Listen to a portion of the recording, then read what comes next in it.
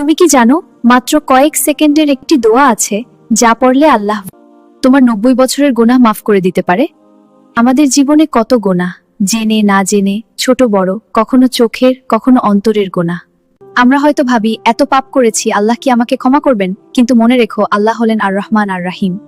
আমরা হয়তো ভাবি এত পাপ করেছি, আল্লাহ কি আমাকে ক্ষমা করবেন? কিন্তু মনে রেখো, আল্লাহ হলেন আর রহমান আর রাহিম। তিনি ক্ষমা করতে ভালোবাসেন। রাসূলুল্লাহ বলেছেন, যে ব্যক্তি এই 2টি দিনে 100 বার পড়বে, তার গুনাহ মাফ করে দেওয়া হবে।